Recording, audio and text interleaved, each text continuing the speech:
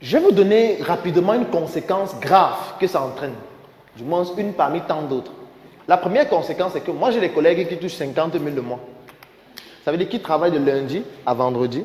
Ils font 2 gardes par semaine. À la fin du mois, on donne 50 000. Docteur en médecine, 7 ans. Pourquoi est-ce qu'on donne 50 000? Parce que c'est un peu comme les bails en salam. Quand il n'y a même pas de pouvoir même surfer sur son téléphone, qu'est-ce que ça entraîne? Ça fait en sorte que les victimes, c'est nous. Parce que quand vous allez arriver à l'hôpital, il y a des choses incroyables qu'on va faire juste pour combler les fins de mois.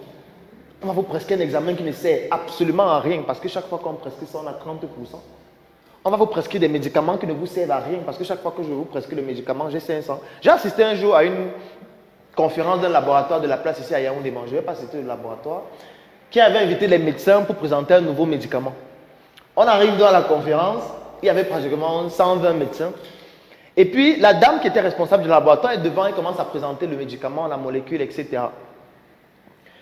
Ce qui se passe, c'est que, déjà, avec tellement d'erreurs dans la présentation et tout, mais bon, ce n'est pas ça le plus important. C'était un médicament qui, selon eux, permettait de restaurer le système immunitaire des patients qui souffraient de sida.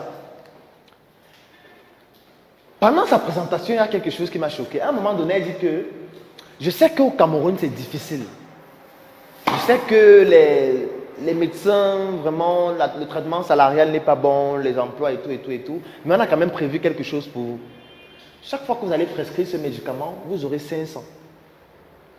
On va vous donner des facturiers qui ont des souches à chacun qui souhaite utiliser le médicament. Comme ça, chaque fois que vous prescrivez le médicament, à la fin du mois, on vient prendre les souches, on compte et puis on vous donne vos 500. À la fin donc de la présentation, elle dit, ceux qui souhaitent alors le faire, venez prendre les souches. Et plus de 80% des médecins allaient prendre.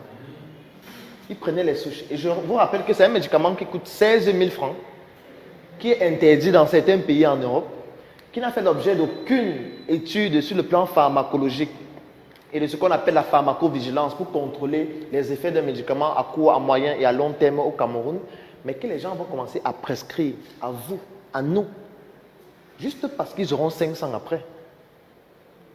Je vais même aller plus loin, parce que ça va, mais bon, il ne faut pas que je dise tout, sinon ça va faire que vous n'allez plus à l'hôpital. Ce n'est pas l'objectif de cette journée. Moi, j'ai déjà assisté à plusieurs opérations fictives. Vous savez que vous arrivez à l'hôpital, on vous dit, bon, vous avez l'hépatite, non, vous avez une appendicite. Il faut 200 000 pour l'opération.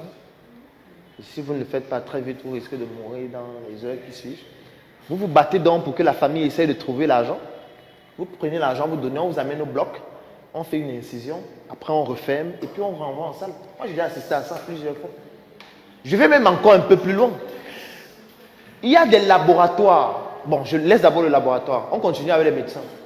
Il y a des collègues médecins qui sont généralistes et chacun d'eux a au moins 6 cachets. Il a le cachet où il est neurologue, il a le cachet où il est gynécologue, il a le cachet où il est pédiatre, il a le cachet où il est ophtalmologue, en fonction du patient qui vient. Et du coup, il consulte à 10 000. Dès que la consultation finit, il vous donne un diagnostic très compliqué. Vous avez le syndrome de Munchausen. Le stress commence. Mais le syndrome de Munchausen, c'est encore quoi?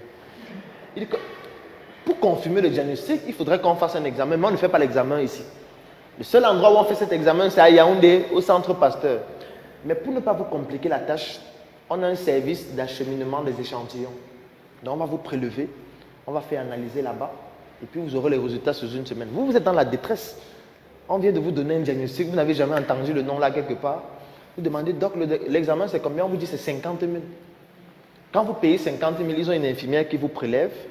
Et dès qu'on vous prélève, ils ont les faux imprimés du centre Pasteur, les faux cachets, les faux reçus. On vous fait un faux résultat et on vous donne une semaine après. Je vais encore plus loin. Il y a certains laboratoires au Cameroun que je ne vais pas citer, bien évidemment, où quand vous arrivez pour faire un examen, vous venez, vous dites, je vais peut-être faire la goutte épaisse ou je ne sais pas, le test de je ne sais pas trop quoi. On vous prélève. Dès que vous partez, on ne fait pas l'examen, on écrit le résultat. Il y a plusieurs laboratoires qui le font. Je vais même encore plus loin. Il y a des laboratoires où vous venez, vous deux, peut-être faire le test d'hépatite B. On te prélève, on le prélève. Dès que vous partez, on mélange vos sangs, on utilise le même réactif. C'est-à-dire que la personne qui fait ça ne comprend rien en immunologie. Et quand c'est négatif, il vous met vous deux négatifs, juste pour économiser les réactifs. Donc je ne continue pas, mais c'est la conséquence de cette situation-là. C'est ça que ça entraîne. Lorsqu'un gars a sa réunion le dimanche, le samedi, il monte à la garde. Que non, il faut que je trouve l'argent de ma réunion. Quand vous arrivez, je dis non, vraiment, il faut opérer. On a mené une étude qui montre que plus de 45% des césariennes qu'on fait aux femmes qui sont enceintes ne servent à rien. Moi, je parle de... Parce que quand on parle, vous avez l'impression que c'est dans l'espace et que ça ne vous concerne pas. Vous arrivez à l'hôpital, vous êtes enceinte, vous pouvez accoucher par voie basse, mais on essaye de trouver des raisons pour que vous passiez à la césarienne.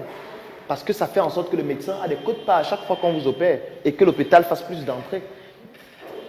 Donc, comment ça va se passer quand il y aura encore plus de personnes qui vont demander le travail que maintenant? Ça sera pire. Parce qu'on ne construit pas suffisamment d'hôpitaux pour recruter ces gens. Et là, on parle des médecins qui ont bac plus 7. Je ne parle pas des infirmiers qui sortent par milliers chaque année. Les sages-femmes qui sortent par milliers. Des aides-soignants qui sortent par milliers. Des analystes biomédicaux qui sortent par milliers. Je ne parle pas des pharmaciens. Je ne parle pas d'eux. On a encore sur les médecins qui ne sont pas nombreux. Et voilà déjà ce qui se passe. Ça sera pire dans 5 ans, pire dans 10 ans, pire dans 20 ans. Alors, chaque année, il y a de nouveaux étudiants qui entrent en faculté de médecine. Toujours plus nombreux. On crée de nouvelles facultés. On vient de créer, on est en train de créer une autre au nord, on est en train de créer, on veut créer une autre à l'est. Ça veut dire que dans très peu de temps, il y aura encore un peu plus de médecins qui vont avoir des diplômes et qui vont sortir chaque année. Alors que déjà, ceux qui sont là,